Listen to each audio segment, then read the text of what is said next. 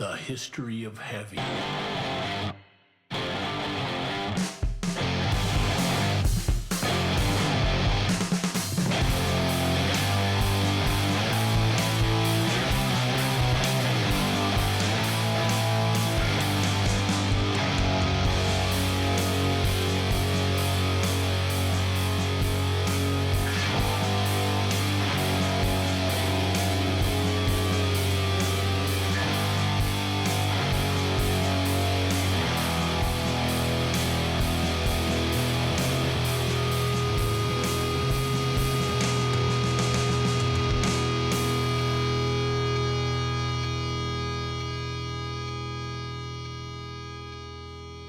Hello and welcome to episode 23 of the History of Heavy podcast. I can see by the grin on Dave's face that he's expecting me to screw up this opening bit, but I will not.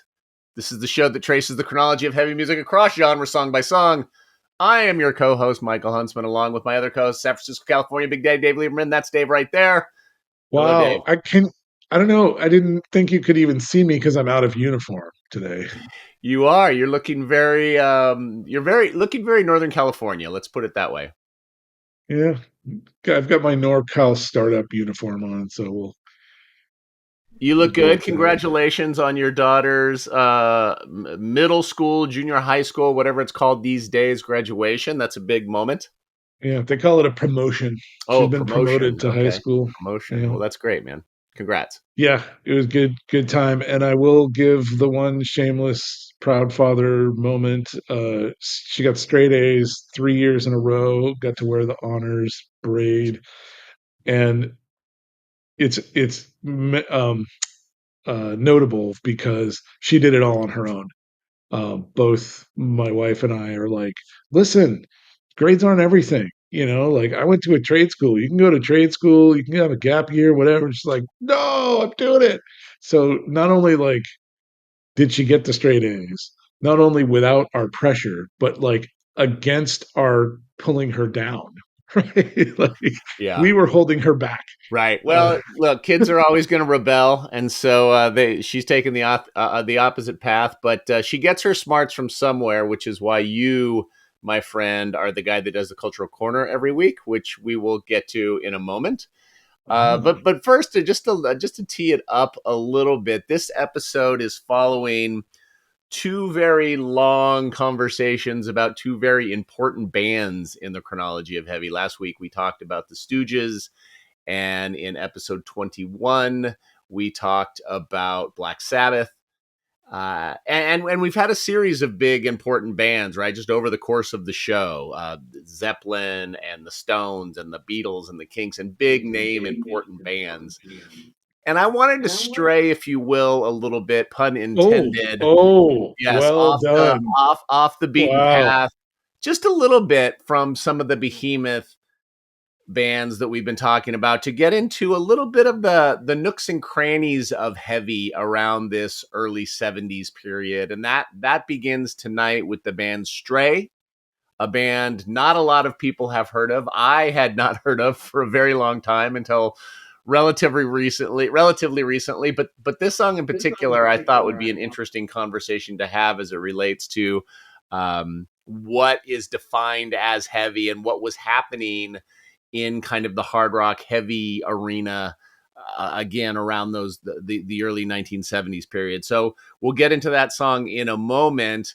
And then this episode will be followed by a few others that are similarly kind of minded, that are more about the sounds that were being heard and incorporated around this time, not necessarily big recognizable bands or songs, but more sort of songs that fit into a lineage that had been influenced by everything that had happened in the 60s and then will influence the hard rock that comes in the mid and late 70s and beyond. So we will get into all of that as it relates to Stray and tonight's topic.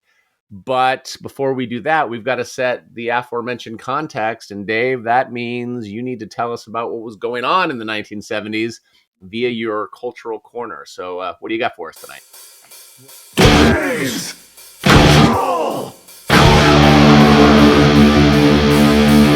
Well, As I mentioned last time, and I'll mention each time during this year, we have a whole bunch of songs for this year. And normally I go straight to Wikipedia and do some highlights from there. But Wiki is a little light for this year. There's a lot of like kind of political skirmishes happening, but not a lot of things that are relevant to that stretch into today. And a lot of what I've been trying to do with Cultural Corner is make the connection between stuff that was important that was happening then that we would know about today, or that we would know the echoes of today, so that we can say, oh wow, that's when that happened, that's when that started, that's when that was going on. But there's a lot of like European, African world politics happening, and it doesn't really connect with today. So let me give you a little bit of highlights, and we've got some other kind of pop culture references to talk about. So March 5th, the Nuclear Non-Proliferation Treaty goes into effect after ratification by 56 nations, something that's still technically in effect. March 12th, Citroën, the French automaker, introduces the Citroën SM, the world's fastest front-wheel drive automobile at this time. March 19th, the leaders of West and East Germany meet at a summit for the first time since Germany's division into two republics after World War II. March 31st, NASA's Explorer 1, the first American satellite and Explorer program spacecraft, re-enters Earth atmosphere after 12 years in orbit. So remember, just 2 years ago, we were landing on the moon. Or no, just last year we were landing on the moon. April 4th, fragments of burnt human remains believed to be those of Adolf Hitler, Eva Braun, Joseph Goebbels, Magna Goebbels, and the Goebbels children are crushed and scattered in the Beatrice River at a KGB center in Magdeburg, East Germany. I thought that was interesting because that happens just a few weeks after East and West German summit happens for the first time. And so it's this weird World War II ending connection changing thing. April 10th, in a press release written in a mock interview style that is included in promotional copies of his first solo album, Paul McCartney announces that he has left the Beatles. April 24, April 24, China's first satellite, the Dongfang Hong 1, is launched into orbit. Now we've got an international space race happening. Before it was just, the Soviet Union and the United States, and now the rest of the world is getting in on it. The following month, May 4th and May 14th, we've got some turmoil on campus. May 4th, Kent State shootings.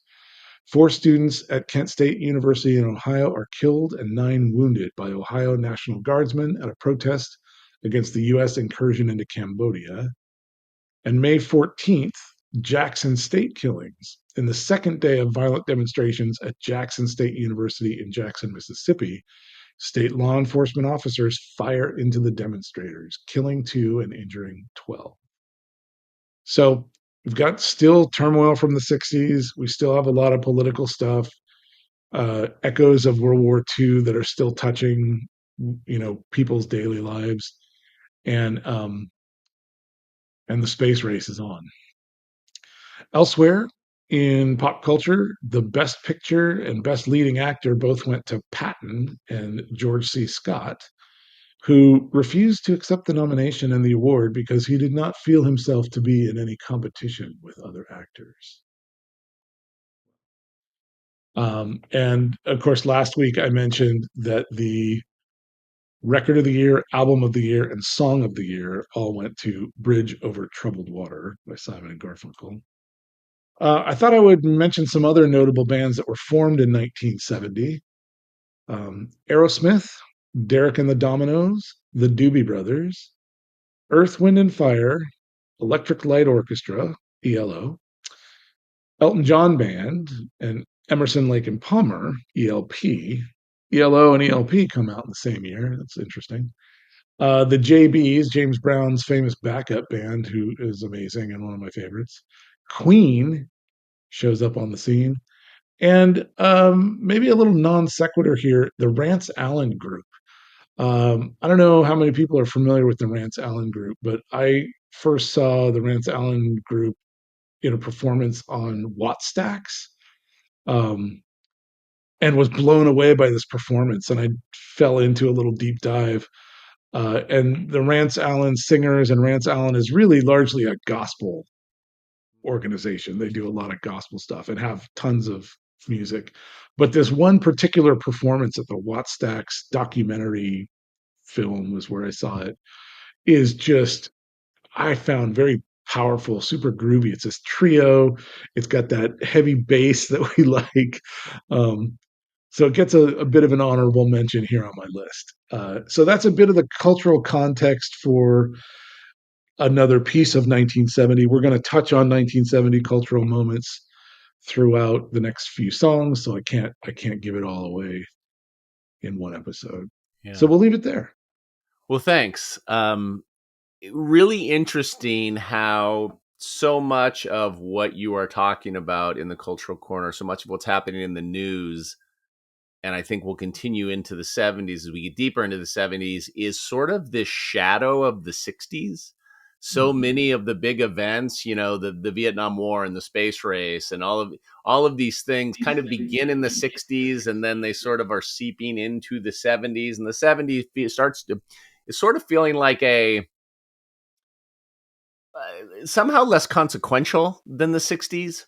And I certainly think musically, as mentioned, some of those big sonic booms that happened from Hendrix to the Beatles to the Stones and many, many more that kind of landed in 1960, and then all of this stuff that followed in the shadows of those bands, Black Sabbath and the Stooges and the like, begin in the 60s. And then the music starts to be less, until we really get to disco, probably less original and innovative and more variations of a theme, which is what we will see specifically, I think, in these next 3 episodes, beginning with tonight's conversation about Stray.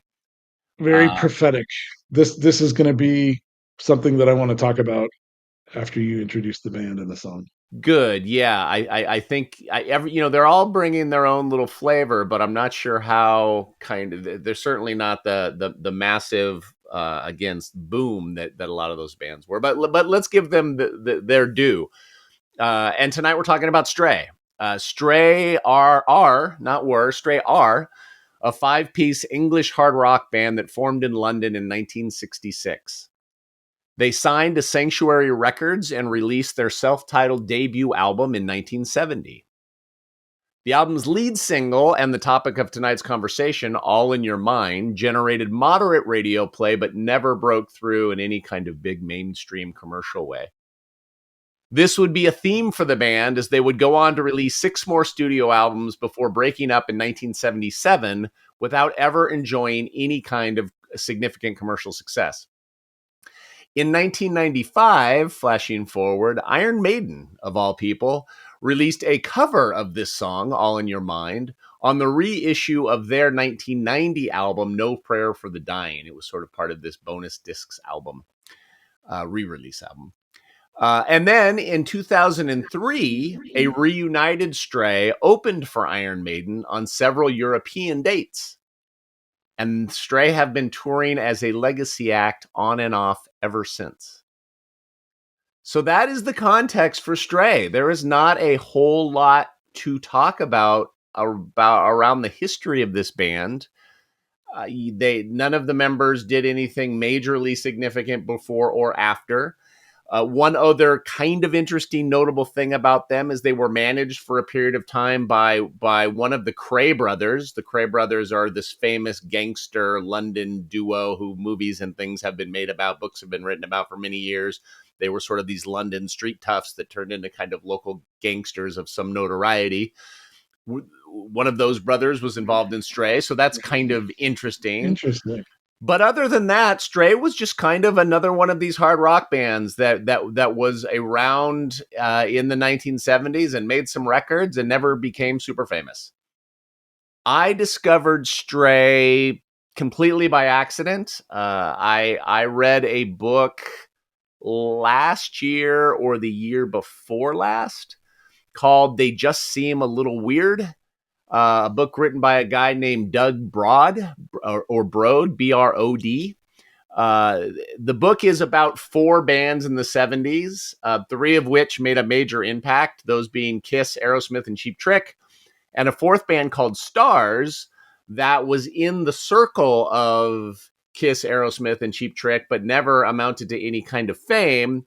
Stray is mentioned kind of casually in this book several times, which piqued my curiosity and said, "Who is this band? I've never heard of this band, Stray." Listened to their debut album, which I really liked, but this song in particular, I absolutely fell in love with. So when I decided I wanted to do this project, and when I presented the project to you, Dave, and we talked through it and began to lay out the songs, this was always a song that I wanted to talk about and find a way to squeeze in. So I'm excited we did, and I'm excited to get into it. So, Dave, what did you think of Stray? Interesting. So I had a ramp or an arc of experience with the band. So I don't have any history with this band. I never heard of them until this project. Uh, and the first pass, I was like, huh, I don't know if I get it. Uh huh. I listened to it a few more times and felt like I got it. And what I heard sonically was this transition that you mentioned in the intro. So I found it really prophetic that either I think it's less prophetic and more just obvious, right? Like uh I heard a little bit of the song Yummy Yummy Yummy by the Ohio Express. And Okay. it's this very poppy, bubblegummy song. Yummy, yummy, yummy, I got love in my tummy. Um, and there's a little bit of a echo of that in this song. But I can also hear the echoes of things to come with the guitar riff and some of the bass line. But I had to listen to it with earphones without doing anything else and really like listen to it. And I was like, there's a lot of stuff in here that I'm getting that I just didn't get in the first pass.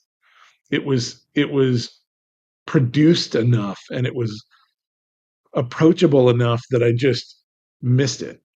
There's a melodic quality to the song that's very easy. It's easy to listen to and it's very like approachable. And so my first reaction was I don't get it. And the second, third, fourth listening, I'm like, oh, okay, interesting. I can hear where music is going that it isn't yet, but where it's gonna go. And so this felt like a real transition. It felt like like this song could have been from 1967. Like there's as much of a foot in 1967 as there is in 1970 or 1974. Uh, it really feels transitional. And to your point in the intro and to the way that the cultural corner is going to play out over the next period, it really feels like that's where we're standing. We're standing in this moment that is going to take a couple of years to really express itself because so much happened between 1965 and 1970 that was different and new and groundbreaking and revolutionary that like we need some time to digest that and catch up with just the sheer mass of creativity. There was such a volume of this same class of thing that was new and innovative, groundbreaking, revolutionary, and captured a sense of what was happening and people were feeling at the time. But I also think now we're few years into Vietnam War and few years into civil rights movement and a few years into the youth movement, and it's no longer brand new. Right now it's like it's what's happening, but like it has so many different ways that it needs to feel around to find where the barriers are, where's the edge of this, what makes up the context of this thing, where's the edge of it, where's the border. And so we're going to spend some time in here feeling around culturally and musically. And so I think that these next few songs kind of capture that, to your point. So it, as I was listening to this song, all of that was just very apparent in this one song. I think you nailed it exactly on the head. And the two key things from my perspective that you hit were melody and feeling around. The melody is the main reason that I wanted to talk about this song. The melody is what hooked me, and this is a good example of a great example of a good song that really hinges on melody. And it doesn't have one great melody, it has two great melodies. It has the Mm-hmm. great guitar melody, the dare, dare, dare, dare, dare, that's very catchy. And then the vocal melody in the chorus, the all in your mind, which Right, is right. also really catchy. It's got multiple hooks that really dig in deep. And we have talked a lot about guitar riffs. We've talked about a lot about rhythm sections as the propulsion engines of heavy in songs. We haven't talked a lot about melody. And melody is what emerges in a song like this that I think you will really start to see when you get into the early and mid 70s bands like Foghat and the Pat Travers band, and then particularly Boston. I hear a lot of Boston in this band, a lot of influence from this Oh, band on yes, Boston, where yes. it's heavy, but it's this radio friendly heaviness. But the thing I love about this song so much is they have all the makings of a radio friendly hit here. It's got a great melody and it's produced well and it's got a cool guitar hook and whatever. Should be a 3.5 minute single. The song's 9 minutes and 21 seconds. Well, the single is four Of minutes. course. Of course. Um, but the expanded edition or the expanded version that's on our playlist is 9.5 minutes and 9 minutes 21. So I like that that's the one that's on our playlist because that's the one where they're feeling around. Well, that's the one, exactly the point. That's the one where they're feeling around. That's the one where you hear the Iron Butterfly influence on this band and the King Crimson influence on this band and the psychedelia that has influenced this band and all of this mishmash of stuff where these guys are really just pop songwriters that want to do this jammy stuff. And I Yeah. think it makes for a really interesting, exciting listen. And that 9 minute and 21 version, if I'm not mistaken, and I may be because I may be, but the 9 minute and 21 version is the album version. And then Right. like most bands at the time, you would do a radio edit for so that you could get played on terrestrial radio. That's But my understanding too. this Is is yeah. the way they wrote the song, Right. Right. Right. which I just love. And is it heavy like The Wizard? No. Is it heavy like Loose? No.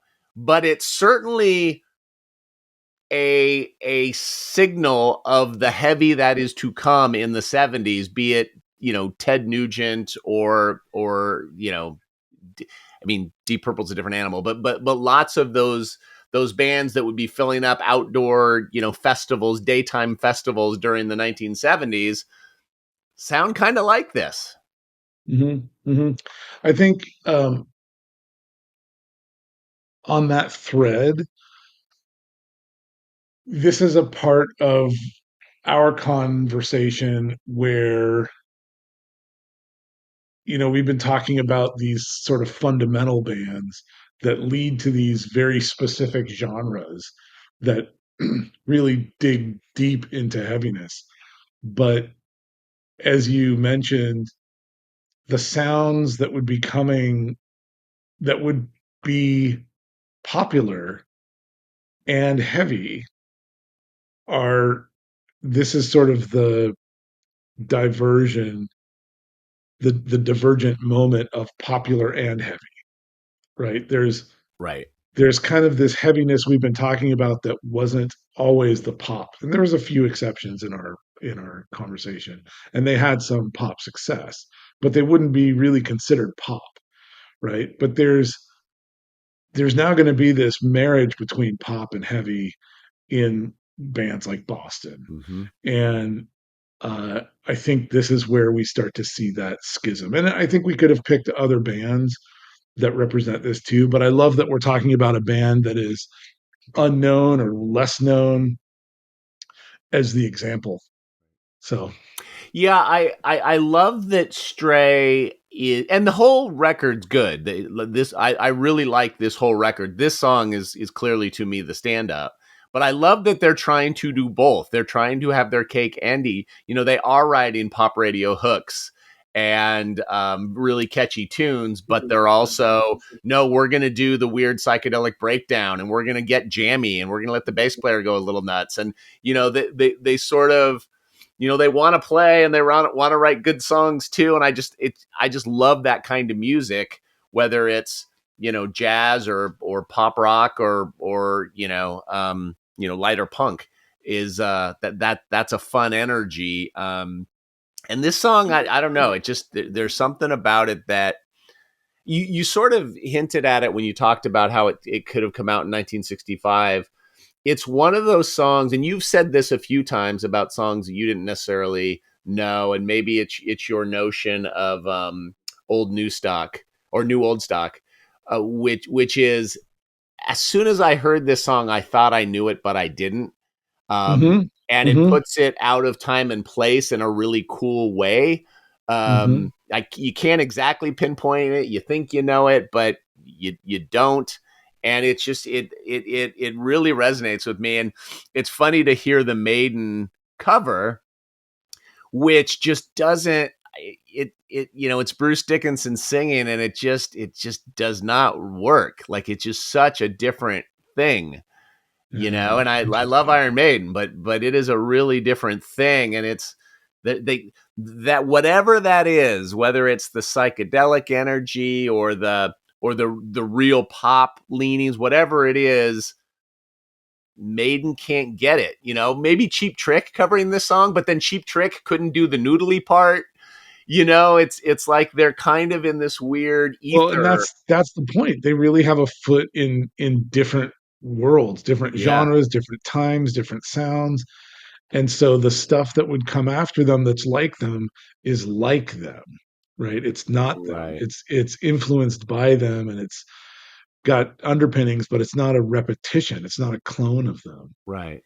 What genre would you call it? I struggled thinking about this. I think probably psychedelic rock. Yeah, Um, I think that's that's right. I think we're only going to get to it 75, 80% accuracy, meter on the genre pigeonholing, because it doesn't fit exactly anywhere. Yeah, I'm looking at the genre labels that they have on their Wikipedia page: hard rock, heavy metal, psychedelic rock, progressive rock, blues rock. Prog rock, maybe, yeah. Yeah, I think hard rock and psychedelic rock are the closest. They're not. If Sabbath has already happened, this is not heavy metal. Right, right. And it doesn't. If Cream is electric blues, this isn't that. No, it doesn't have that same bluesy groove. It has more of a poppy groove. It's Yeah, got it's catchy, well written, and well structured song writing, right? It's put together well, but electric blues has a little bit more stank on it. uh Yeah, so Right. it's like we're 80% psychedelic. Maybe I would go maybe 75% psychedelic, 25% progressive. It's a little bit proggy. Yeah. Yeah, no, well, certainly the 9-minute 21-second version is a little Right, bit proggy. right. Maybe it's just because of the title, but it does remind me a lot of the Amboy Duke song, Journey to the Center of Your Mind. Yeah, Uh, yeah, which is definitely psychedelic rock and comes out. I just pulled it up. Came out in 1968. So 2 years prior to this. yeah. So but it has a similarity in the um kind of the vocal acuity, like this there's a vocal presence here that is very clean and bright and um friendly. I don't Yeah, I don't know the right words, but it's somewhere in that neighborhood. totally. And when you think of all of those big 70s arena bands, many of which we've rattled off already, be them Aerosmith or Ted Nugent or Foghat, even though Stray doesn't necessarily sound just like those bands, they totally fit into that. The Alice Right, Cooper band, like they totally fit in. Like you can see this band playing opening for any one of those bands, right, and right. it makes total sense. Yep. Yep, and I did let the album play, and so Uh, it was interesting to it made more sense. This song made more sense in context with its album than in context with our conversation, mm, if that makes sense. Like mm-hmm. my comments here and our conversation here is a result of hearing the song and the other songs on the album. They Yeah, they reinforce my thinking about the song. And so this song is just an example of the point that we're making, which is this weird crossover. This that's not weird. This natural transitional crossover time that we see culturally and we hear musically. right. Yeah, it is one of those songs though. I talked about it feeling a little timeless maybe. You talked about the mid 60s where it does feel like if you put this song up against The Wizard just because that's the Black Sabbath song we chose to talk about, this song feels ancient compared to The Yeah, Wizard. yeah. Like this And it's feels the like same year. It's contemporaneous. that's crazy. Like Right. that's crazy because I mean and not even the songs themselves but just sonically the intensity and just the power of The Wizard, which was hard rock at the time, versus this. I mean, they're not even.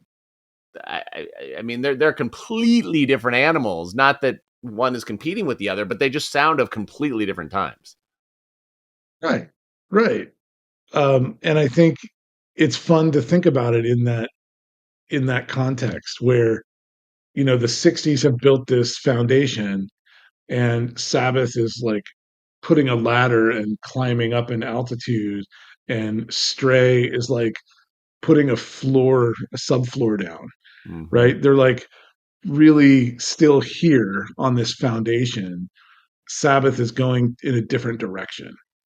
Um, Yeah, I mean, that's I would say the same thing, and the way I would say it is, Sabbath was really pushing the envelope and pushing a genre and ultimately a bunch of subgenres forward. Stray was kind of playing their influences and kind of fitting in with the yes, pack, which yes. was nothing wrong with that, but that was No, just a different thing. But yeah, they feel like completely different beasts to me. right. Yeah, no, that's probably a better way of framing it. It's more of an amalgamation of what was happening rather Mhm. than an extension of what had been happening, Right. You right? can Sabbath imagine. feels like an extension and Stray feels like an amalgamation. Right, right. You can imagine Stray playing at Woodstock. I can't begin to imagine Black Sabbath playing at Woodstock. No. I can imagine Sabbath playing at Altamont, maybe, but that's a different thing. That is a Di that is a different timeline. Yeah. Yeah, that's Earth 2, I guess. Uh, Well, did you like this song? Do you like this song? it grew on me over several listens. Yeah. Yeah. So, I don't know if this is going in my own playlists, Mhm. but it's something that I enjoyed getting to know. Yeah. From a point of not getting it at all. Like, I'm like, "I don't know," and then I was like, "Oh, now I'm familiar with it," right? And I think that that has to happen a little bit for me with music is, um and I may have mentioned it before on this program, maybe on another one, Dinosaur Jr. is such a great example of that. Could not stand Dinosaur Jr. for the longest time. And then I ended up with like 6 or 7 of their albums Yeah. and really liked them. The Smiths did not understand Morrissey's voice at all. Didn't get it. Rush didn't get Geddy Lee's voice at all. Um, so sometimes it's just a matter of familiarity, and then I can break through and see what's been there all along. And so that I felt that happening with this song. Like my first reaction to it was like, huh. And then the more I got to know it, the more I liked it. Right. Well, all three of your examples are those are very specific voices, and Yeah. if you can't get past the vocal, that's why I to this day don't like Dinosaur Jr. and I know I'm supposed to, and everybody does, and I just can't get there, and it's just because I don't like Jay's voice. Yeah. And I mean, and it's interesting because Dinosaur Jr. has a career partially because Bob Dylan had a career and Tom Petty had a career, like and Neil Young. Like Mhm. I do not like Neil Young's music, Mm. but I'm supposed to. And Mhm. it's because I can't get over the vocals. Yeah. Yeah, Uh I mean that's a thing. It's a that's a big block. And with Stray, the guy's voice is certainly not memorable. I mean, his voice is great, but it's not. I don't think it's particularly distinct. Um, no, I think what's distinct about the vocals is the fact that it's not in your face. It's soft. yeah, Like it's a low lot in of the this. mix. Yeah, Right. And a lot of what we comment about when we do comment about vocals is the strength of the voice or the or the distinctiveness. the distinctiveness Ozzy. of it. Yeah, Right. yeah, yeah. Right. Um, okay, well, we promised to keep this one short, so we're going to do just that, short-ish.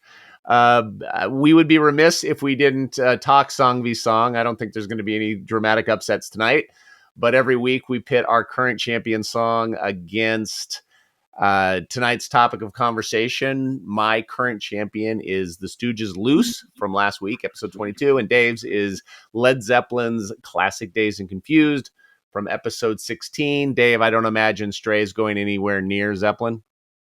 I'm not going to stray from Zeppelin. Nor I from the Stooges, but I did enjoy talking about this song, and I'm glad you gave it a listen. Yeah, I'm glad we included this because it helps round out the conversation. This it's good to get that for us to reach a little bit too and get the context right. We need to find the boundaries of our conversation, so this helps establish that. And I think next week will have to help as well. Next week we are going to talk about Uriah Heep, their song Gypsy, also from 1970. Uriah Heep's an interesting band, very popular for a period of time, disappeared into obscurity for a long time, but massively influential from one of your favorite bands, whatever heavy bands you happen to be a fan of, and we will get into that next week. But until then, thanks for joining and stay heavy. Okay, thank you, bye.